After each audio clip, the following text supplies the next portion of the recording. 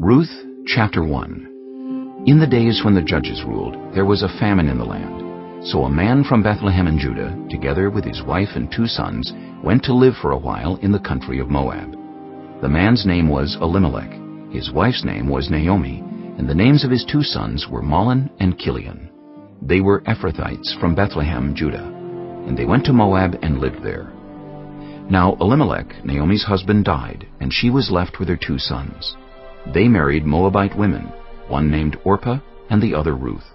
After they had lived there about 10 years, both Mahlon and Chilion also died, and Naomi was left without her 2 sons and her husband. When Naomi heard in Moab that the Lord had come to the aid of his people by providing food for them, she and her daughters-in-law prepared to return home from there. With her 2 daughters-in-law she left the place where she had been living and set out on the road that would take them back to the land of Judah. Then Naomi said to her 2 daughters-in-law, "Go back, each of you, to your mother's home.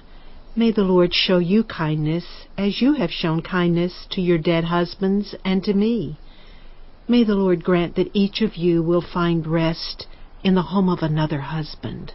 Then she kissed them goodbye, and they wept aloud and said to her, "We will go back with you to your people." But Naomi said, "Return home, my daughters. Why would you come with me? Am I going to have any more sons who could become your husbands? Return home, my daughters. I am too old to have another husband.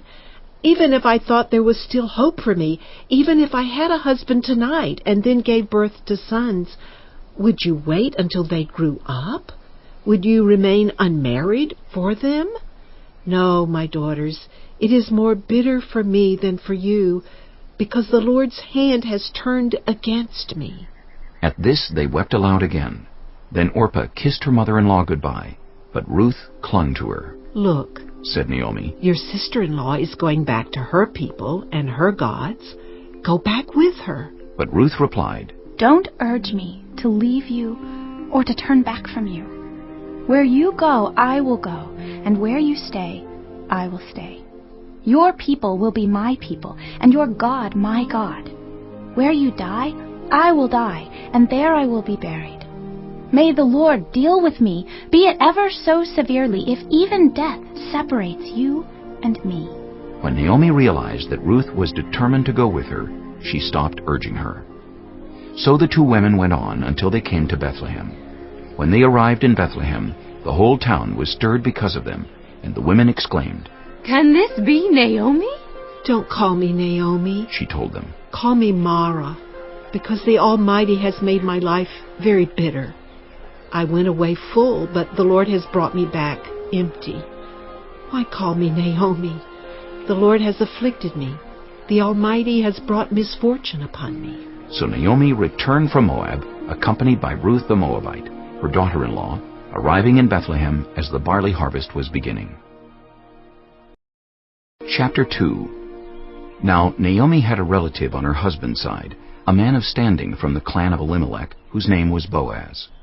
And Ruth the Moabite said to Naomi, "Let me go to the fields and pick up the leftover grain, behind anyone in whose eyes I find favor." Naomi said to her, "Go ahead, my daughter." So she went out, entered a field, and began to glean behind the harvesters. As it turned out, she was working in a field belonging to Boaz, who was from the clan of Elimelech. Just then Boaz arrived from Bethlehem and greeted the harvesters. "The Lord be with you." "The Lord bless you," they answered. Boaz asked the overseer of his harvesters, "Who does that young woman belong to?" The overseer replied, "She is the Moabite who came back from Moab with Naomi. She said, 'Please let me glean and gather among the sheaves behind the harvesters.' She came into the field and has remained here from morning till now, except for a short rest in the shelter." So Boaz said to Ruth, "My daughter, listen to me. Don't go and glean in another field, and don't go away from here. Stay here with the women who work for me.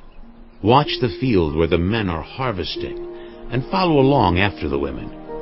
I have told the men not to lay a hand on you, and whenever you are thirsty, go and get a drink from the water jars the men have filled." At this, she bowed down with her face to the ground. She asked him, "Why have I found such favor in your eyes that you notice me, a foreigner?" Boaz replied, I've been told all about what you have done for your mother-in-law since the death of your husband, how you left your father and mother and your homeland and came to live with a people you did not know before. May the Lord repay you for what you have done. May you be richly rewarded by the Lord, the God of Israel, under whose wings you have come to take refuge. May I continue to find favor in your eyes, my lord, she said. You have put me at ease by speaking kindly to your servant, though I do not have the standing of one of your servants.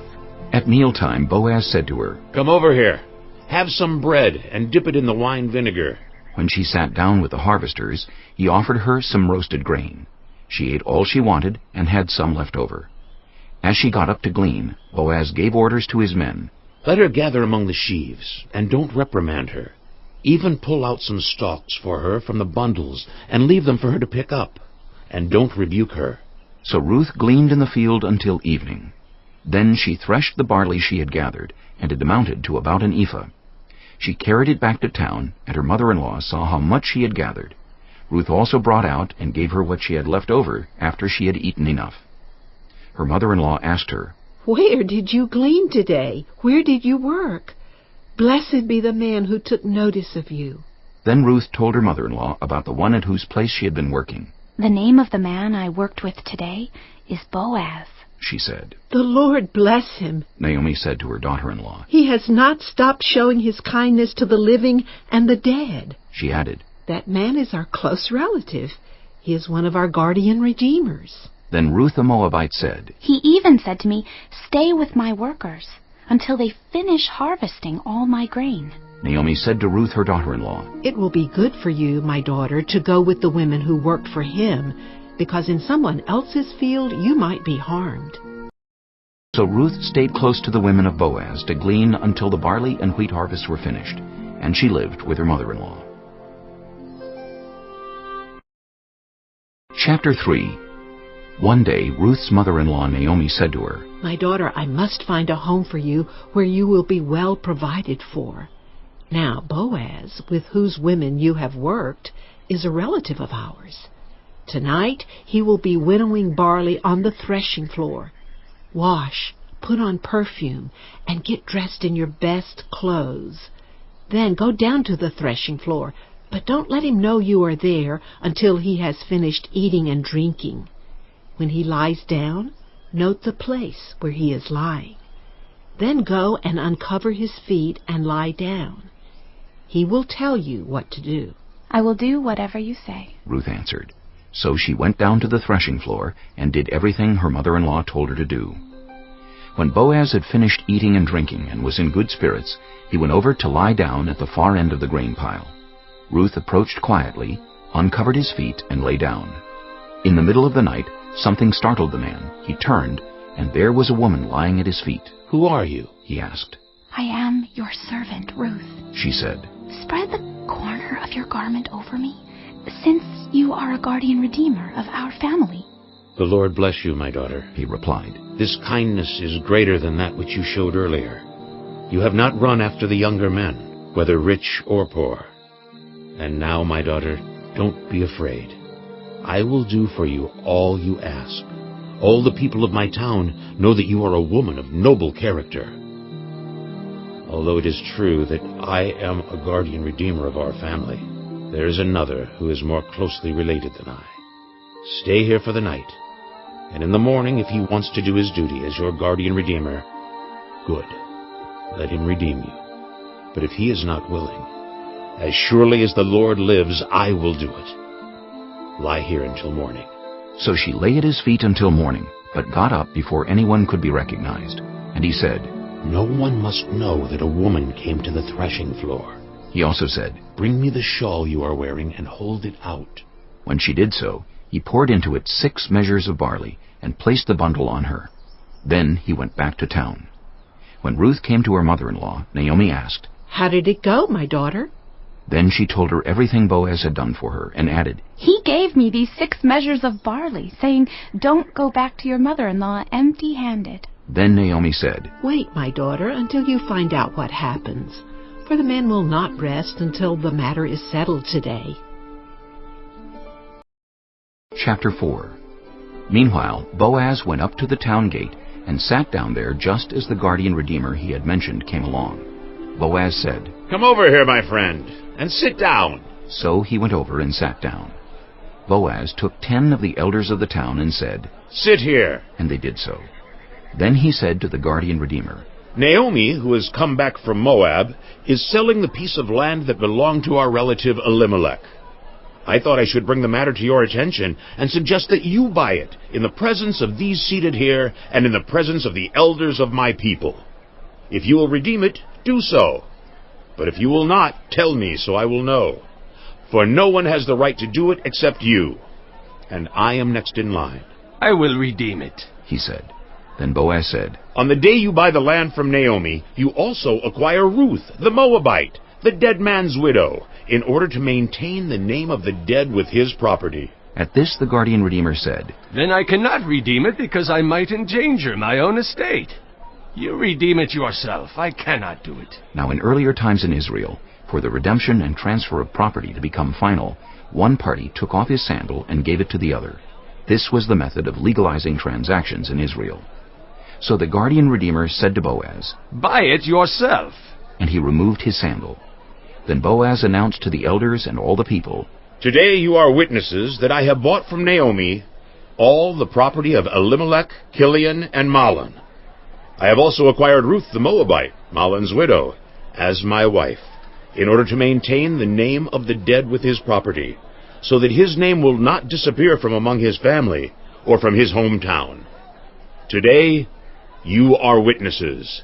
Then the elders and all the people at the gate said, "We are witnesses. May the Lord make the woman who is coming into your home like Rachel and Leah, who together built up the family of Israel. May you have standing in Ephratah and be famous in Bethlehem. Through the offspring the Lord gives you by this young woman, may your family be like that of Perez, whom Tamar bore to Judah." So Boaz took Ruth, and she became his wife. When he made love to her, the Lord enabled her to conceive, and she gave birth to a son.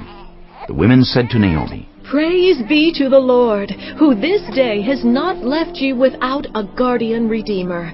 May he become famous throughout Israel. He will renew your life and sustain you in your old age. For your daughter-in-law, who loves you and who is better to you than 7 sons, has given him birth." Then Naomi took the child in her arms and cared for him. The women living there said, "Naomi has a son." And they named him Obed. He was the father of Jesse, the father of David. This then is the family line of Perez. Perez was the father of Hezron. Hezron the father of Ram. Ram the father of Amminadab. Amminadab the father of Nahshon. Nahshon the father of Salmon. Salmon the father of Boaz. Boaz the father of Obed. Obed the father of Jesse. And Jesse the father of David.